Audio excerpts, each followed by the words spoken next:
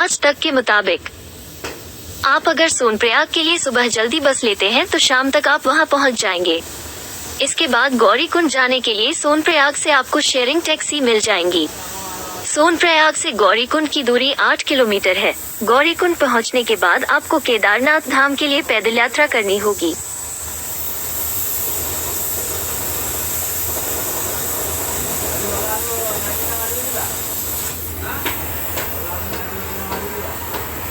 केदारनाथ यात्रा 2022 कब शुरू होगी? हिंदुस्तान के मुताबिक 4 धाम यात्रा 2022। उत्तराखंड में मानसून को देखते हुए बद्री केदार मंदिर समिति ने केदारनाथ धाम के खुलने व बंद होने के समय में बदलाव किया है। केदारनाथ धाम में अब सुबह 05 बजे से रात 09 बजे तक दर्शन किए जा सकेंगे। अब आम भक्तों के लिए दर्शन के समय में 4 घंटे की कटौती की गई है।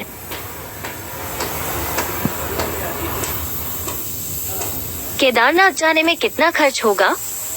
मनी कंट्रोल हिंदी के मुताबिक केदारनाथ की यात्रा के लिए सबसे पहले आपको हरिद्वार जाना होगा। इसके बाद आप ऋषिकेश जाएं। फिर ऋषिकेश से रुद्रप्रयाग या सोनप्रयाग की बस मिल जाएगी। ऋषिकेश से सोनप्रयाग तक बस से जाने पर करीब 500 रुपए खर्च हो जाएंगे।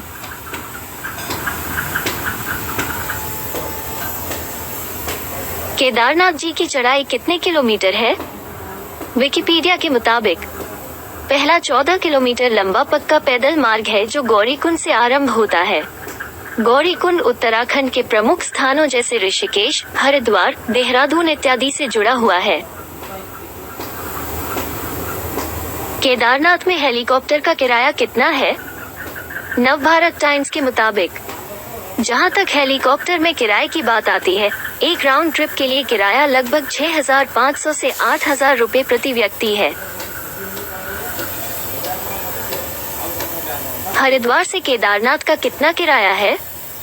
पहाड़ी ग्लिम्स के मुताबिक हरिद्वार बस स्टेशन से गौरीकुंड के लिए बसें उपलब्ध रहती है।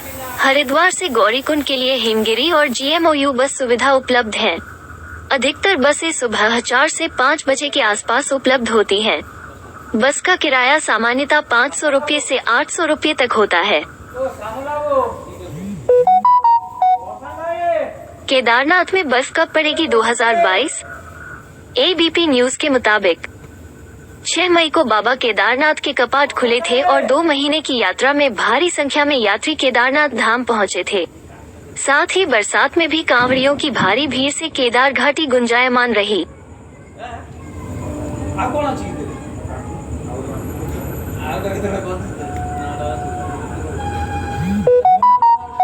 मैं केदारनाथ कैसे जा सकता हूँ?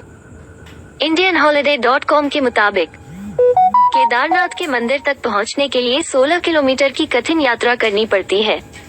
तीर्थयात्री केदारनाथ मंदिर तक पहुँचने के 2 रास्ते हैं।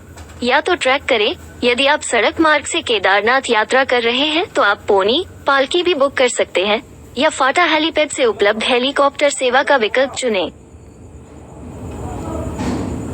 केदारनाथ मंदिर कब तक खुला रहेगा 2022? आज तक के मुताबिक 4 धाम यात्रा 2022। 4 धामों में से एक बाबा केदारनाथ धाम के कपाट शुक्रवार को श्रद्धालुओं के लिए खोल दिए गए हैं।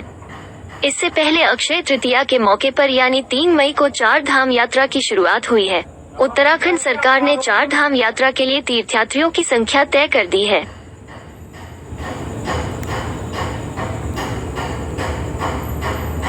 Can Kedarnath be done in 1 day? इंटरमाइज के मुताबिक आप ट्रैक को एक दिन में पूरा कर सकते हैं या आप ट्रैक को कुछ दिनों के लिए बढ़ा सकते हैं। यदि आप ट्रैक को लंबा करने का निर्णय लेते हैं तो आपको इसका पछतावा नहीं होगा, क्योंकि वहां बिताया गया प्रत्येक दिन आश्चर्यजनक दृश्यों से भरा होगा। एक बार जब आप अवधि तय कर लेते हैं तो यहाँ बताया गया है कि आप अपने केदारनाथ ट्रैक की योजना कैसे बना सकते हैं।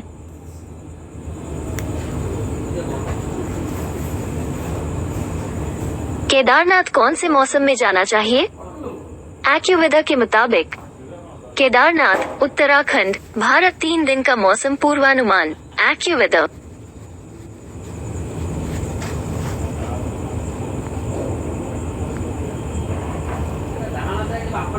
How many days does it take for Kedarnath यात्रा? ट्रिपसावी के मुताबिक केदारनाथ में सबसे लंबा ट्रैक है सभी मंदिरों के दर्शन करने में लगभग 10-12 दिन लगते हैं। हालांकि अब 2 दिनों में सभी मंदिरों को हेलीकॉप्टर से कवर करना संभव है। तीर्थयात्रियों की सुरक्षा सुनिश्चित करने के लिए केदारनाथ मंदिर की यात्रा करने वालों के लिए एक चिकित्सा जांच शुरू की गई है।